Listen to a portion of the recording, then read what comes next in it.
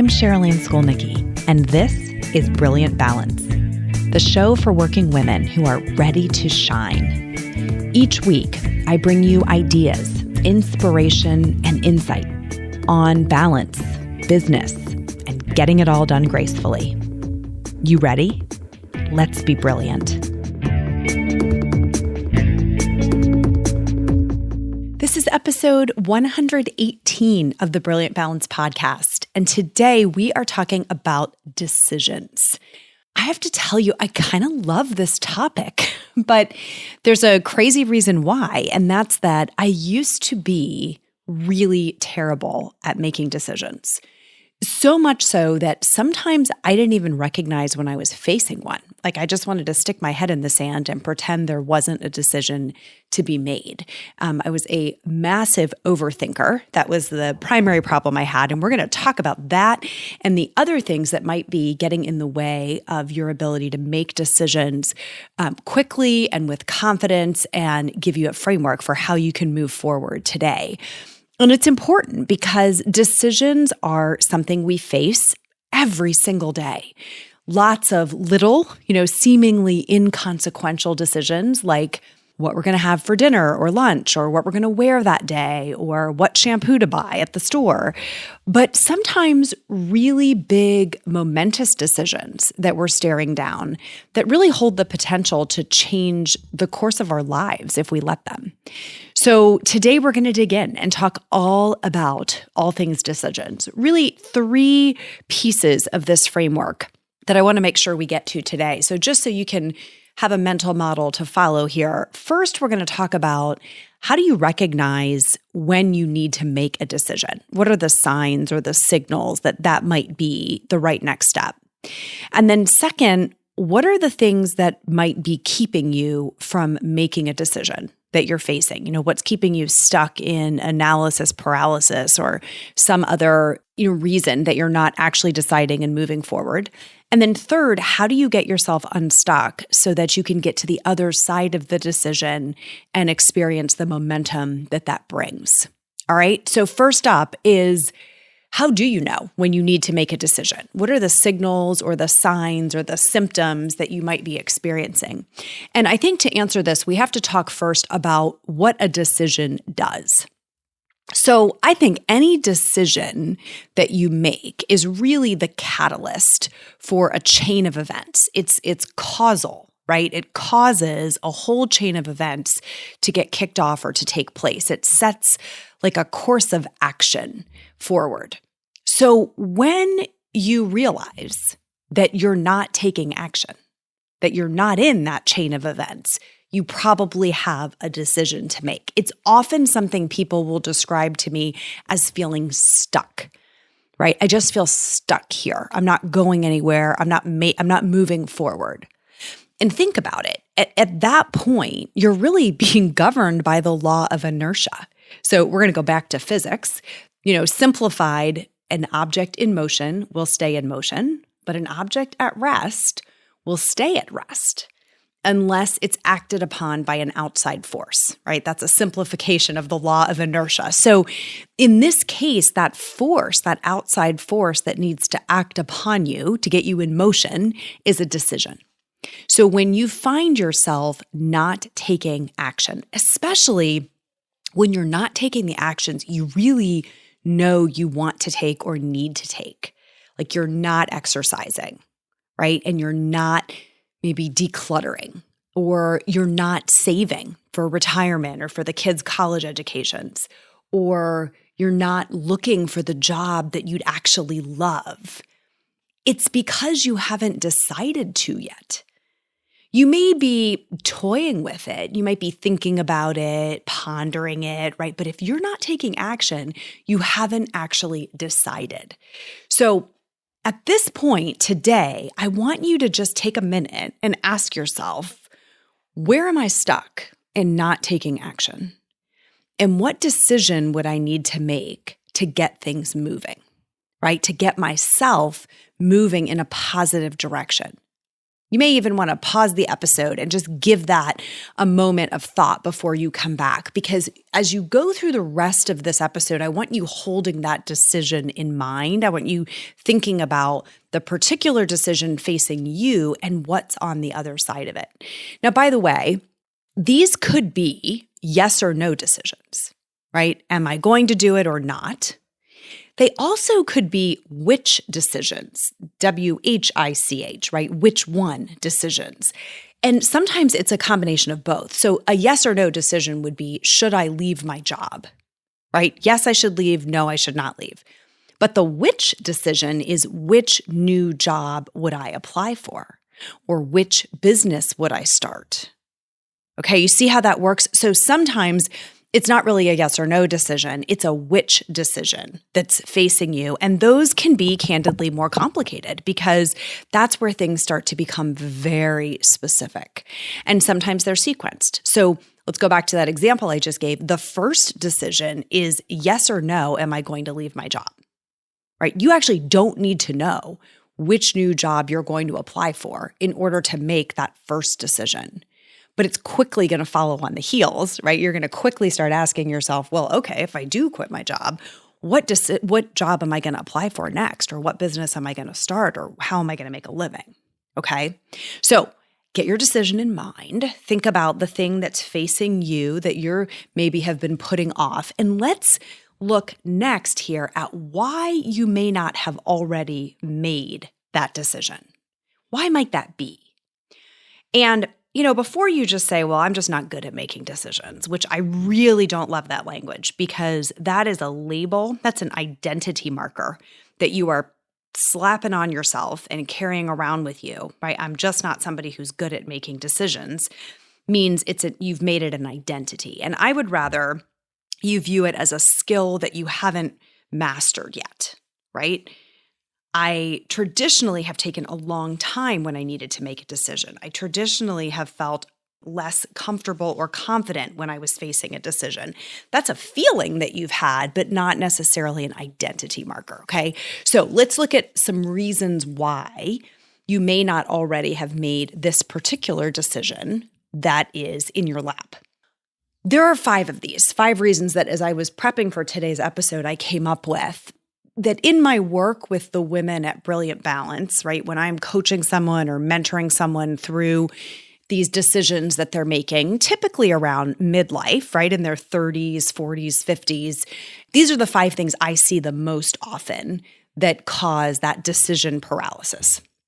The first one is overwhelm. And what I mean by that is there are just too many options and too many branches on the decision tree. And because of that, you're kind of chasing yourself around, chasing your tail, right? Around and around within those options.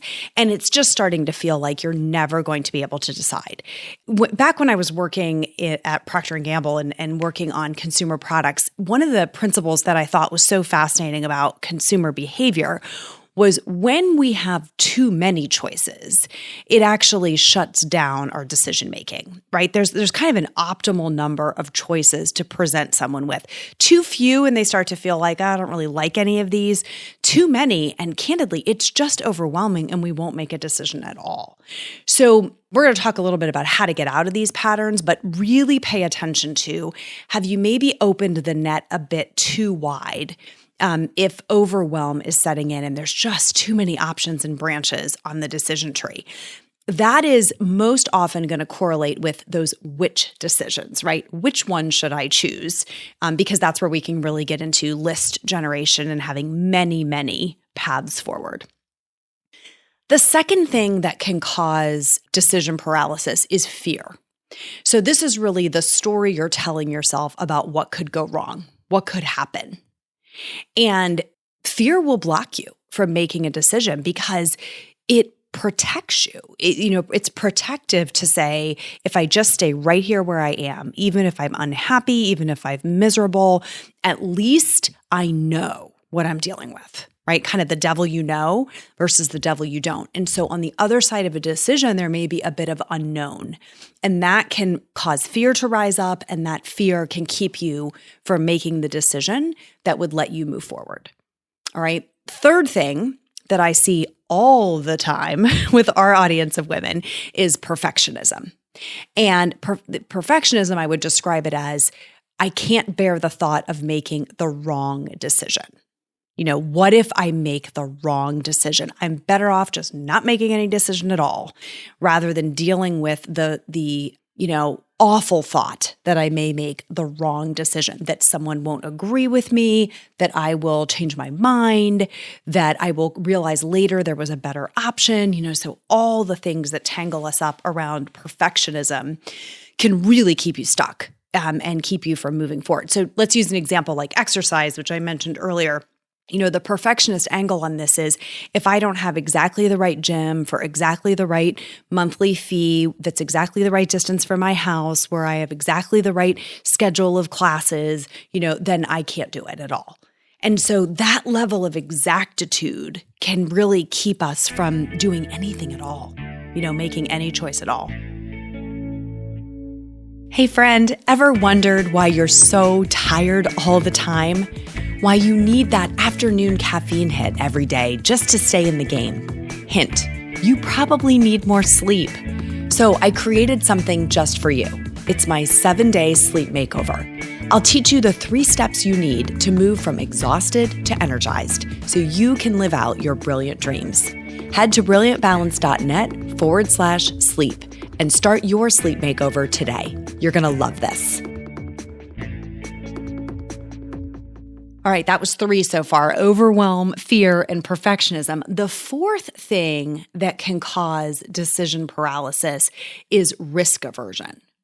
So this is the one facet of fear, maybe, that what if something bad happens because of the decision that I made? What if it's not 100% guaranteed that I will succeed in this course of action? So our aversion to risk can keep us from making a choice where there's a bit of an unknown still off in the future. It might work, but it might not. And the fact that it might not is causing us to say, I can't make that decision yet. So we're really trying to work through an equation where we've mitigated that risk down to 0, which, by the way, almost never happens, right? Unless we're playing really small and safe. And so that's another one that I see a lot, very prevalent, that our risk aversion keeps us from making decisions.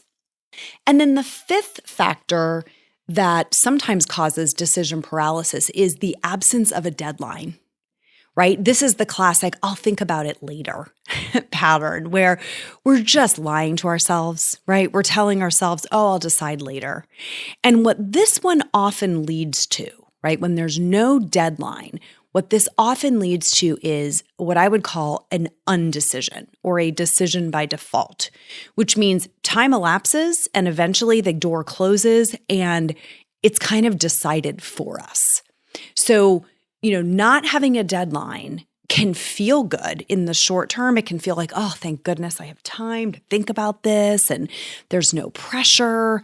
But we also lose the impetus for action when there's no deadline. So those 5 things: overwhelm, fear, perfectionism, risk aversion, and the absence of a deadline, they're kind of like the 5 horsemen of the apocalypse here. These are the harbingers of doom when it comes to making a decision. And so if you want to make the decision, that you called to mind earlier in this episode, and you want to kick off that positive chain of events, then we have to figure out how to counteract these 5 forces. All right. So I put some thought into, what are the things I see women doing? What do I do when I need to move through a decision, even in the face of some of those emotions? And so here they are. The first thing, and this is so powerful, I can't even tell you. The first thing is limit information overload. Okay. So I mentioned earlier when I was thinking about the number of choices to give somebody in store, right? Back in my Procter & Gamble days, maybe they're shopping for laundry detergent or shampoo, right? What are the optimal number of choices to give them? because you don't want to cross over that point where you have too much information. It's one of those really like dumb tricks that our brains pull on us, is they will just shut down when there is too much information. And we start overemphasizing pieces of information that don't actually matter. Okay. So we as humans really dislike uncertainty. Uncertainty implies risk, right? Or danger. And so when we don't feel like we have all the information, we feel uncertain. And so when we're missing a piece of data or when we're just overloaded with data, we start feeling like this decision is riskier than it actually is. All right. So I have certainly reached the point where I had too much information, too many facts in front of me, and it makes it hard to make a decision. I think a classic example here is searching for something, trying to shop for something online. You know, back in the days when you would walk into one store and you had to buy, a coat, and there were 10 coats and you picked one, that was a very different process than now, where we could buy a coat from anywhere in the world, from any website, practically have it shipped to us in 48 hours from anywhere. The amount of processing that we're doing in our minds to try to get to the right option is just enormous. So one thing that can really help is setting like a time limit on your searching, so that you just limit your information. Like, I'm going to get 3 good options in front of me and I am going to choose among them, instead of I am going to meticulously evaluate every option that I could possibly think about and really try to have a data-based reason for choosing one over the other, right? Especially when the stakes of the decision are not super high, it is really helpful to just say, I'm going to limit the amount of information I take in, right? I'm going to get a few options and I'm going to pick one and move forward. That's a little bit harder to do when you're making life-altering decisions, but the principle really does still apply. And I think a really big reason that I see women spinning their wheels for months and sometimes years on key decisions is they just keep thinking, if I keep getting more information, eventually the right answer is going to reveal itself. And unfortunately, it's just not the case. Okay? So limit the amount of information to keep yourself out of overwhelm. The second thing that's really helpful when you want to move into action is to get your emotions out of it. So our emotions really cloud our decision-making capability, specifically the ones connected to fear and perfectionism, okay?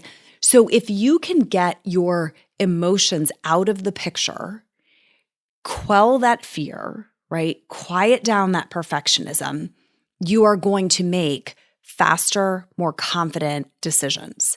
They'll be more data-driven, right?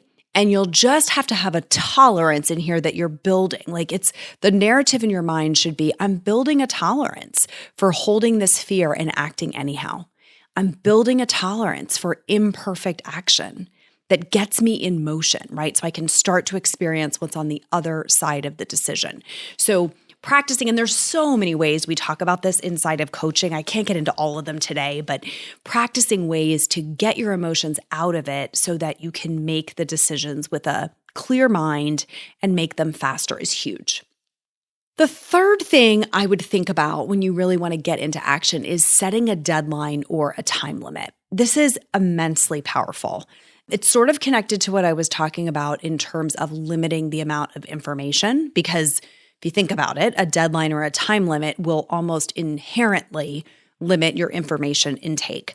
But telling yourself, like, I'm going to book a plane ticket, right? I have to book this plane ticket. I'm going to give myself 20 minutes to do some research on the best itinerary and the best pricing, and then I'm going to book the ticket, right? Instead of, I'm going to spend 3 weeks continuing to cycle back through these search engines trying to find a better one. Or, I've seen people do this over a water bottle.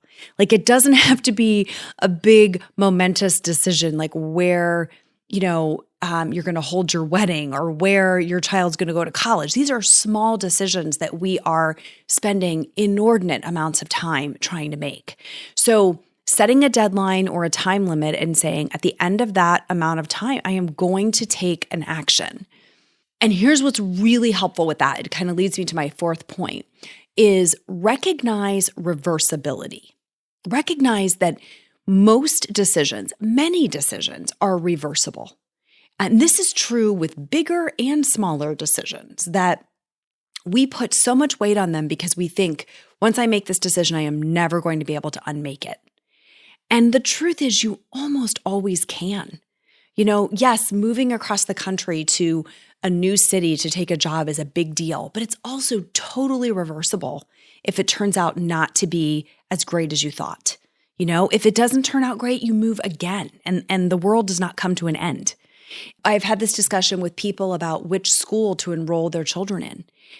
They will let you change schools. So while it might not be ideal, if it creates the freedom to get moving and then know that if I have to make a change, I'll make a change, right? So many things in life that we categorize as, wow, this is a forever and irreversible decision, in fact, are not. And I think that holding that principle in mind as you're trying to make the first decision can be so powerful. So let's just look at those 4 tactics again on how to get yourself out of decision paralysis and look at how they knit together.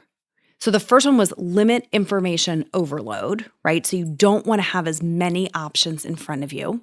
And then get your emotions out of it, especially fear and perfectionism. One way to do that is setting a deadline or a time limit and recognize the reversibility of your decisions. Okay, so whenever you are feeling stuck, especially on the decision you called to mind earlier today, you have to know what. So here's the thing. I said earlier today, but in any case, you have to know what is the next decision that you need to make, right? You thought of one today, but this will not be the last one. There will be other times where you notice this pattern of, I'm stuck, I'm not moving forward, I'm not taking action, right? So figure out what is the decision at hand. Is it a yes or no decision, or is it a which, some kind of which set of choices decision? And figure out which one of those analysis paralysis problems is keeping you stuck, and then apply these principles I shared today to actually make the decision and get yourself back into an action cycle where you can build some momentum. This one skill is like a key that unlocks the next level of you, right? Your ability to make decisions faster and with more confidence really does unlock new levels of life for you. Here's the other thing it does. It gives you time back. Virtually everyone who listens to this podcast is struggling with, I have too much to do and not enough time to do it. Just think of the power of the time that you could get back if you could make these decisions faster. Right? All the time that you're spending Googling options and Amazon searching options and writing out long lists of analysis, if all of that time, or a big chunk of that time, came back to you to apply to actually executing the decision, what would that make possible? I want you to really sit with that as you take in, your takeaways from this episode. And here's the thing. Decision making is huge. It's going to unlock a lot for you when you start to put into practice what I shared today. But I will also tell you, it's not going to be 100% smooth sailing. Sometimes just getting yourself to make the decisions feels like you're flying into a strong headwind. And once you've made the decision, it's not always like, oh, the angels sing and the doors open and, you have there's no further challenges. Sometimes it gets even harder after you've made the decision. And I used to think when that would happen that it meant I'd made the wrong decision. I was doing something wrong. It had gotten challenging. But I've come to embrace that force as a sign that I'm on exactly the right track. So in the next episode, we're going to talk about resistance and how you can learn to embrace resistance to really make immense progress. So I hope you'll join me for that episode. To make sure that you do, the best thing to do is take a second and subscribe to this podcast. If you haven't done that already, super easy to do from wherever you are listening. Just click that subscribe button and then the new episodes will be added to your feed. And if you would have 2 minutes to leave a rating and review for the show, I would love it. It really helps us get this podcast in front of new listeners and just takes a minute. Like, here is a great one that we just got from Lashes by Megan that just made my day. She said, "I mean, wow. I've only listened to 3 episodes, yet I've shared this with all my friends and the girls in the family. Truly brilliant nuggets throughout each minute of each episode. I've never been so inspired by someone's words and perspective and ways to break down areas in our lives that I know everyone faces. Thank you for your wisdom and sharing your knowledge. My best friends are already on board with a bi-weekly deep dive into pursuing and achieving balance. Love." So that made my day. Thank you so much for sharing it. If you have a moment to just tell me your thoughts on the podcast, I would love to hear from you and to share your words with our listeners. That's all for today, rock stars. Till next time, let's be brilliant.